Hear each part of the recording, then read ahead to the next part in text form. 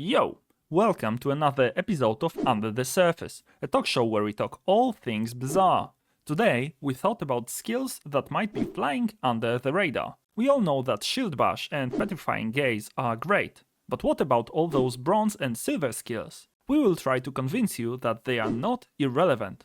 So without further ado, let's dive under the surface.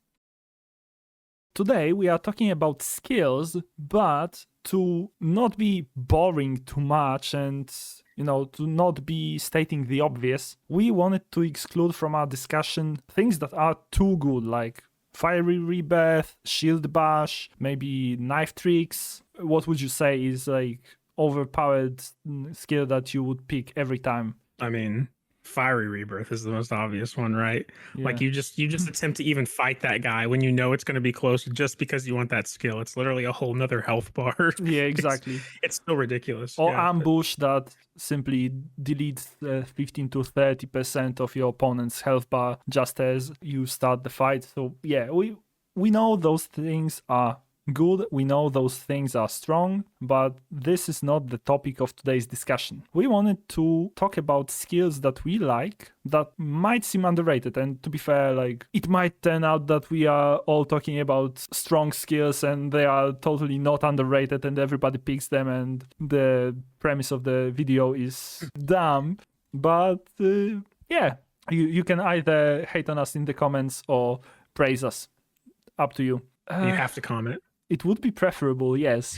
First of all, if I may, I would like to talk about a couple of skills that essentially all do the same, but are not the same skill. And that would be Burst of Flame, that would be Emergency Burn, and Firestarter. Burst of Flame deals a bunch of burn when you fall below half health. Emergency Burn does exactly the same, but a bit better. And then Firestarter deals burn, but at the start of each fight. And in my opinion, people underestimate how much burn actually does. Example, Burst of Flame, the Flame Juggler skill. At bronze level, it does 10 burn when you fall below half health. And that would be 55 damage. I know that's not like insane number, but like in your first 3 to 4 days, like that's 2 swings of a weapon, 3 sometimes, depending on how you're doing. So that's not irrelevant. And every time you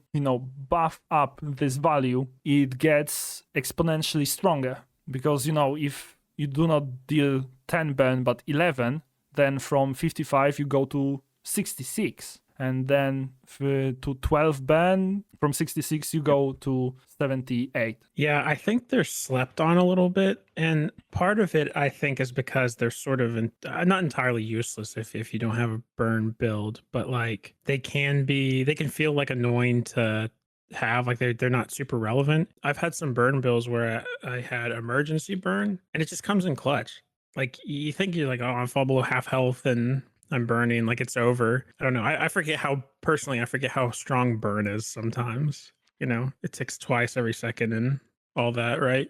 Yeah, exactly. And my point, my main point about all of this is, even though it's like one singular chunk of burn that you are dealing, it's not that small value. Like 15 burn already deals like 100 damage, and if your opponent, I don't know, has 1000 health, for example, that's like 10% of their health gone like that. Now, I mean, it would take like a couple of seconds to burn down that health, but at the same time, like it's guaranteed damage no matter what you do. And at the early stages of the game, I think that's really cool. And if you're doing a burn build later on, it can help. But yeah, I think those skills are mostly early game, and sometimes they can actually help out. Yeah, it's certainly misleading for how much damage they do.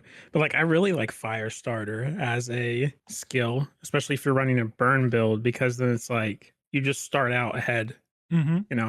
It's pretty sick. But yeah, I think they're kind of slept on. I mean, you don't hear people talk about them. Do you have any favorite skills that are slept on? I'll go with my big one first. That I have two that are similar actually. So these two, Glass Cannon is the first of these two, and I mean I'm sure viewers know it. They probably picked it and then realized it said it makes your opponent also deal double damage. And then they cried themselves to sleep and they lost a 10-win run to it. I think in the friends and family, I picked this and misread it and got completely obliterated. It's like one of my first, humbling experiences in the Bazaar.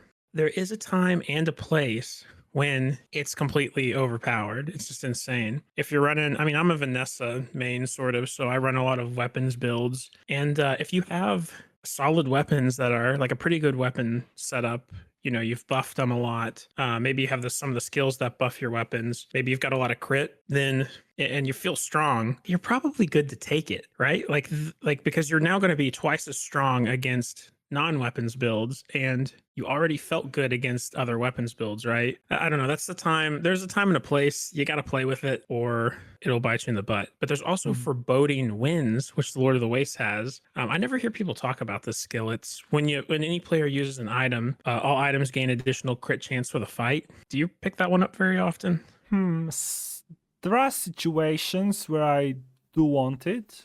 Like sometimes like drill builds would like to have this, but at the same time there were situations, of course, that I took this skill because I had like really fast build, and one item having a lot of crit chance like essentially made my build like a giant laser orbital cannon that would delete whole planets, and then that one particular item gets frozen and my opponent stacks crit chance, and I'm just back to the main menu. Classic. Yep. But you get directly countered. And that's every time when I'm at 3, 6, or 9 wins. Every time. Yeah. But I would like to go back to this glass cannon skill, and I would like to provide my take on it. And I agree that there are cases when it works, and I think it might even work more often than foreboding winds. However, if you are running this weapons Vanessa, I think glass cannon works better when your damage is front loaded, when you are doing a lot of damage at the very beginning of the fight and you do not want the fights to be drawn out, because that's more opportunities for your opponent to use that skill against you. Just shank them and dip. Yeah, it's just I think the whole concept of like also buffing your opponent is pretty funny. Well, for both of these, foreboding wins I typically get when I feel like I'm behind on crit chance on like weapons builds or that sort of thing, because it's a good chance your opponent already has some crit, and if you're like way behind, like don't have any crit, you just kind of like free crit chance for the fight, right? But it sort of depends on how often your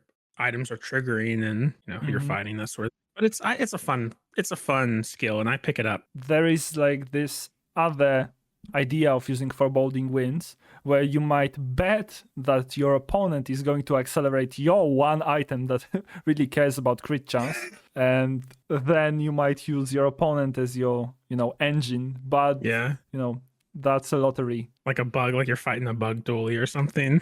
Yeah. Just hoping they're going crazy. We are talking about skills that buff both players. How about nerfing both players? So we have lethargy.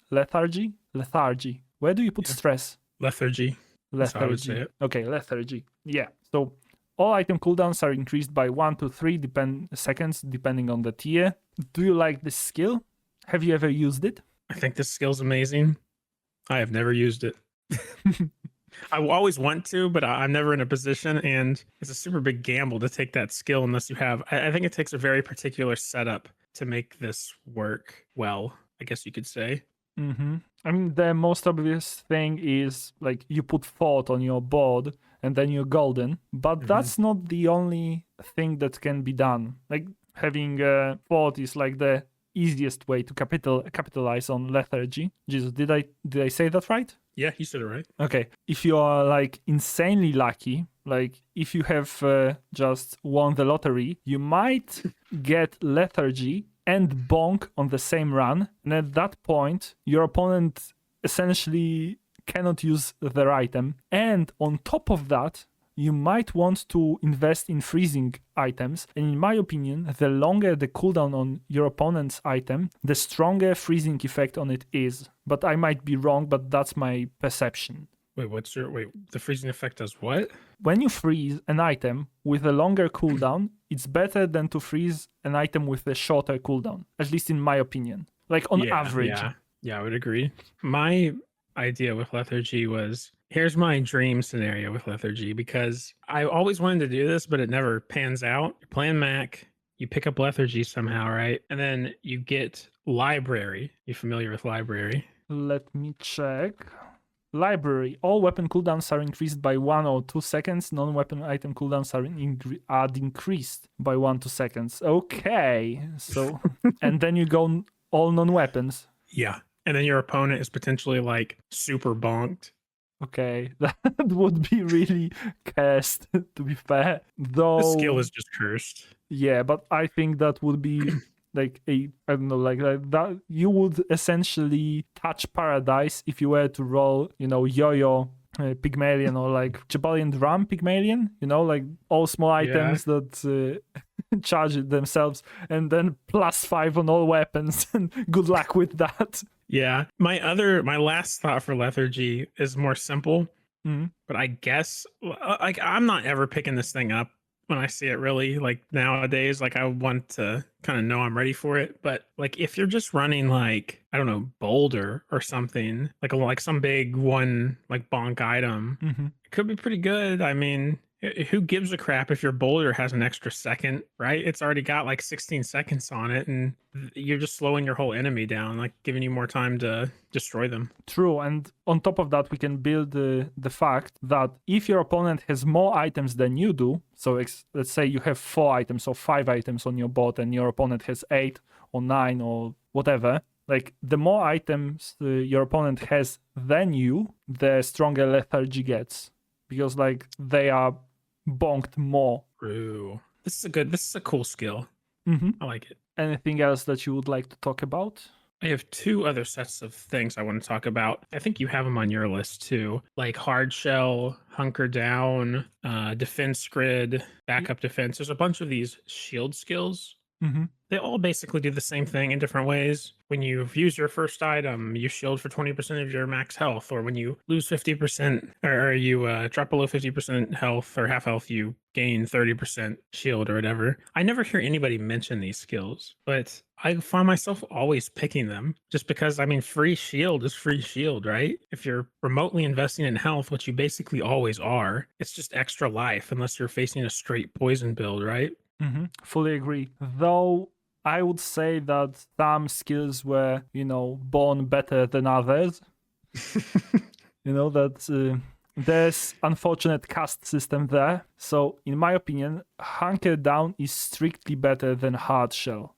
Like there's like no question about it. Like at silver tier they are equal, but then at gold, hunker down gets you 10% more shield, and then at diamond it gets you 30% more shield. With that in mind, like if you can choose one, always choose hunker down, but to be fair, that's rarely how it works. So getting either of them is cool, though in my opinion defense grid wins with both of them because it triggers at the start of the fight. And I mean, not at the very start because you first need to use an item, but let's say after 4 or 5 seconds, you are getting some shield. And I think getting shield early is a bit better than getting it when you drop below half health, because at that point, there is a chance that you might not be able to get back into the game. Yeah. Also, just in like actual shielding builds, which aren't super common right now, but like if you're using force field or something, like the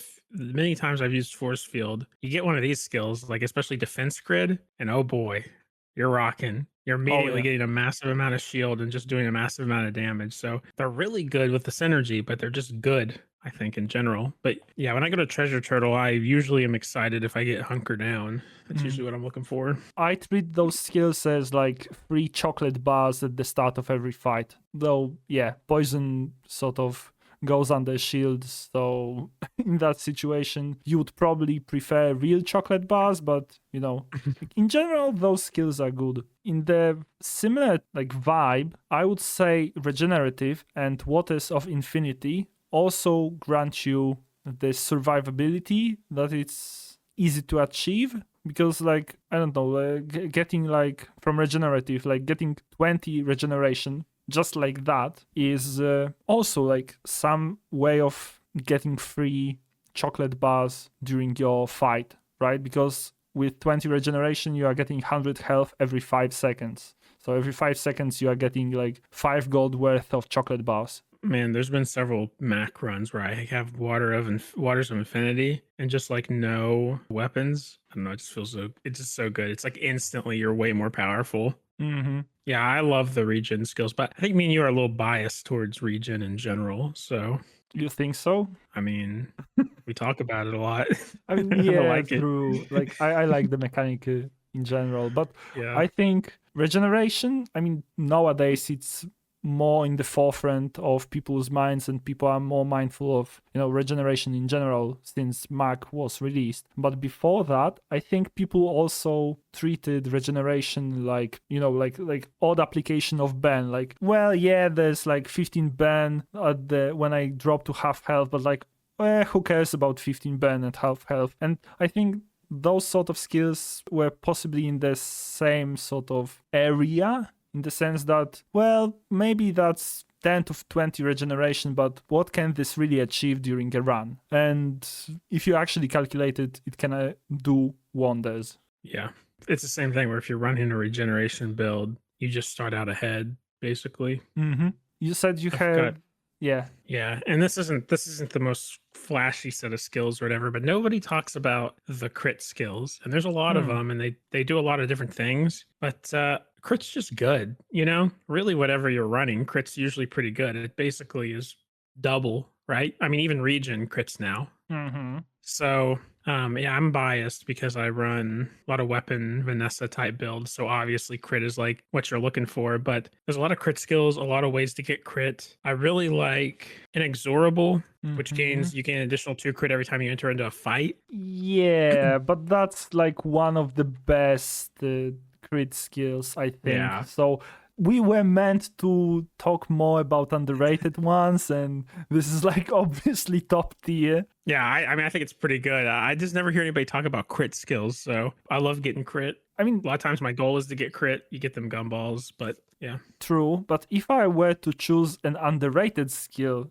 in the, crit, Jesus Christ, I forgot the word. Crit selection, let's call it. I would pick Keen Eye, because that's like at bronze level, like your items get +4 crit chance, and just go with it. And even though it's only 4%, but I like the fact that all my items get that 4% crit chance, and at one point I will crit.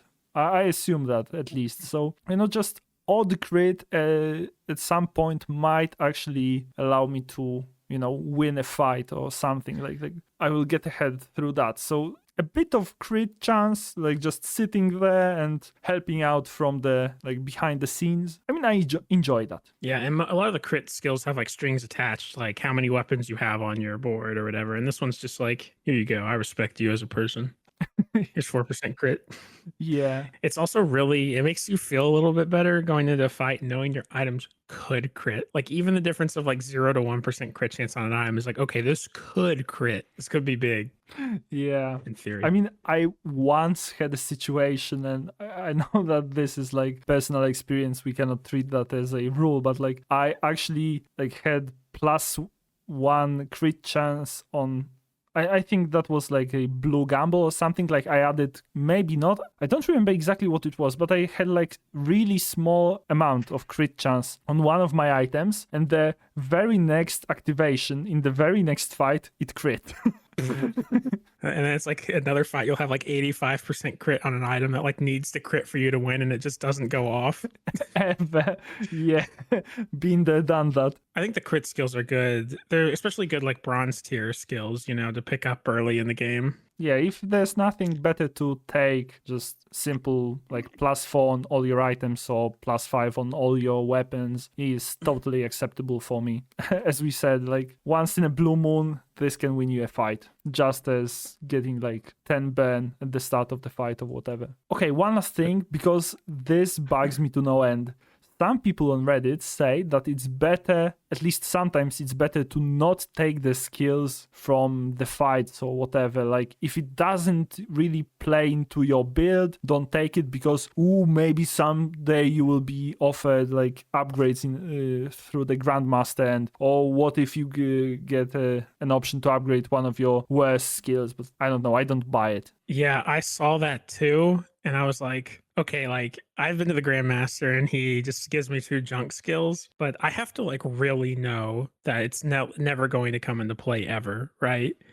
Before I won't take it. And, or it's just like a, you know, a skill like lethargy where it's not going to be good for that run. But I still usually take them. You know, because you never know what enchant you'll get, or Exactly. you know what I mean. And like you may never see the Grandmaster, or he, you know what, one skill.